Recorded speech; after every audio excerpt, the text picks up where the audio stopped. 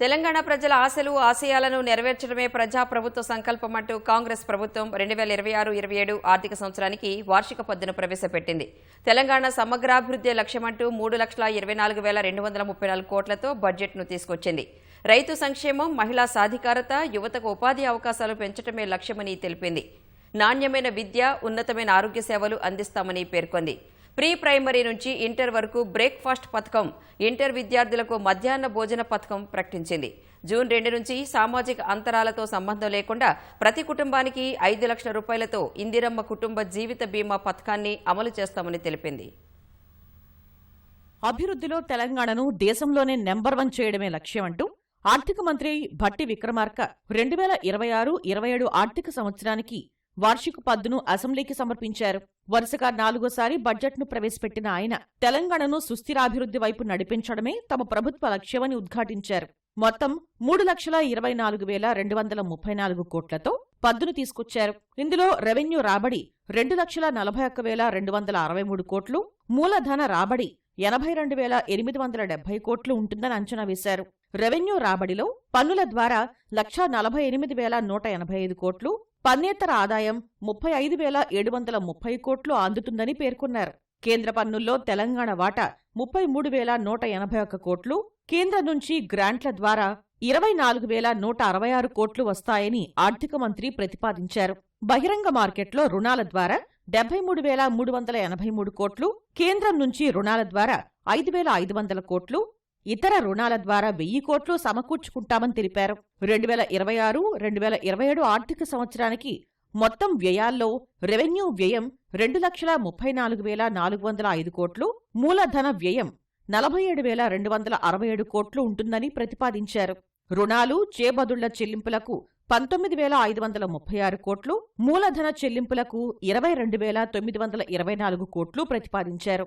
Revenue మిగులు 6,857 కోట్లుంటుందని అంచనా వేసిన ఆర్థిక మంత్రి ద్రవ్యలోటు 58,458 కోట్లు ఉంటుందని లెక్కగట్టారు. 2025-2026 ఆర్థిక సంవత్సరం తెలంగాణలో తలసరి ఆదాయం 4,18,931 రూపాయలని చెప్పిన భట్టి, జాతీయ తలసరి ఆదాయంతో పోల్చితే ఇది 1,90,356 రూపాయలు ఎక్కువ అని చెప్పారు. 2024-25 ఆర్థిక సంవత్సరంలో దేశ స్థూల జాతీయోత్పత్తి 9.8% ఉంటే 2025-26 నాటికి 8% తగ్గిందని భట్టి గుర్తు చేశారు. తెలంగాణ జీఎస్డీపీ మాత్రం 2024-2025లో 10.6% ఉంటే 2025-26 నాటికి 10.7% పెరిగిందని మంత్రి గుర్తు చేశారు. 2026-2027 బడ్జెట్ అంచనా ప్రకారం తెలంగాణ అప్పుల మొత్తం 5,62,363 కోట్లని చెప్పిన ఆర్థిక మంత్రి జీఎస్డీపీలో అప్పుల శాతం 29% అని వివరించారు. ప్రస్తుతం $200 బిలియన్ గా ఉన్న తెలంగాణ ఆర్థిక వ్యవస్థను 2034 నాటికి $1 ట్రిలియన్, 2047 నాటికి $3 ట్రిలియన్ ఆర్థిక వ్యవస్థగా తీర్చిదిద్దే లక్ష్యంతో ప్రణాళికాబద్ధంగా ముందడుగేస్తున్నట్టు మంత్రి వివరించారు. గత ప్రభుత్వం చేసిన ఆర్థిక మరియు వ్యవస్థల విధ్వంసాన్ని సరిచేస్తూ పాత అప్పులను, వాటి వడ్డీలను కట్టుకుంటూనే పాలనను గాడిలో పెట్టాం. ఆర్థిక క్రమశిక్షణను పాటిస్తూనే ప్రజలకిచ్చిన వాగ్దానాలను నెరవేర్చడానికి శక్తి వంచన లేకుండా కృషి చేస్తున్నాం. అభివృద్ధిలో తెలంగాణ రాష్ట్రాన్ని దేశంలోనే నెంబర్ 1 స్థానంలో నిలబెట్టాలన్నదే మా లక్ష్యం. బడ్జెట్ అంటే సంఖ్యల చుట్టూ తిరిగే అంకెలు కాదు, ప్రజల చుట్టూ తిరిగే సంఖ్యలు. బడ్జెట్ ప్రజల జీవన స్థితిగతుల మార్పుకు దోహదపడే లెక్కలు. తెలంగాణ ప్రజల ఆశలు, ఆశయాల్ని నిజం చేసే సంకల్ప పత్రమే ఈ బడ్జెట్. రాష్ట్ర సమగ్రాభివృద్ధికి అద్దం పట్టేలా దీన్ని రూపొందించాం. రాజ్యాంగ విలువలకు కట్టుబడి పారదర్శకతో పాలన సాగిస్తున్నాం. గొప్పల కోసం మేము అబద్ధాలు చెప్పం. ఈ ప్రభుత్వం వాస్తవాల పునాదుల మీద పనిచేస్తుంది. మభ్యపెట్టే మాయమాటలు చెప్పం.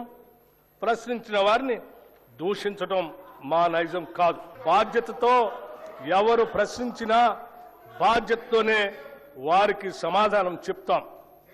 అది ప్రజల పట్ల, ప్రజాస్వామ్యం పట్ల మాకున్న చిత్తశుద్ధి.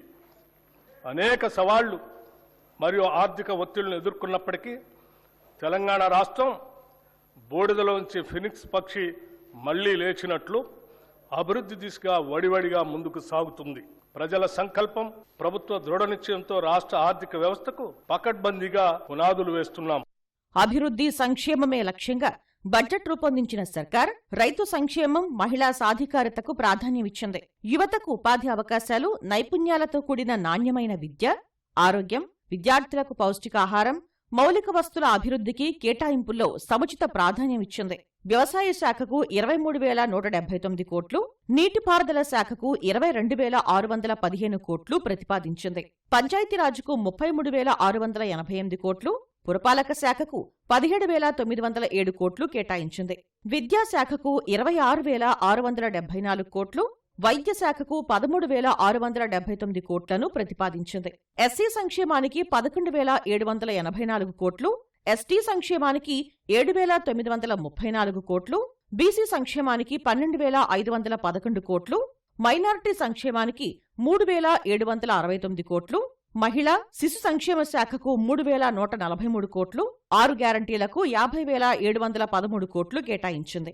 ప్రజల భవిష్యత్తుకు భరోసానిచ్చేలా, వారి స్వప్నాలను సాకారం చేసేలా బడ్జెట్ను రూపొందించామన్న ఆర్థిక మంత్రి భట్టి విక్రమార్క ప్రజల సంకల్పం, ప్రభుత్వ దృఢ నిశ్చయంతో రాష్ట్ర ఆర్థిక వ్యవస్థకు పకడ్బందీగా పునాదులు వేస్తున్నామన్నారు.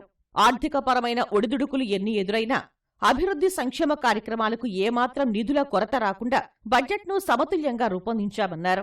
పన్నుల భారంతో సామాన్యుడిపై భారం మోపకుండా ఉన్న వనరుల్ని సద్వినియోగం చేస్తూ కొత్త సంపదను సృష్టించి ప్రజలకు పంచడమే ప్రజాప్రభుత్వ ఆర్థిక విధానమని పేర్కొన్నారు. 2 ఏళ్ల తమ పాలన, 10 ఏళ్ల విధ్వంసాన్ని సరిదిద్దే పునాది ఈ బడ్జెట్ అన్న భట్టి, ప్రతిపక్షాలు కేవలం విమర్శలకే పరిమితం కాకుండా రాష్ట్రాభివృద్ధికి నిర్మాణాత్మక సలహాలు, సూచనలు ఇవ్వాలని కోరారు.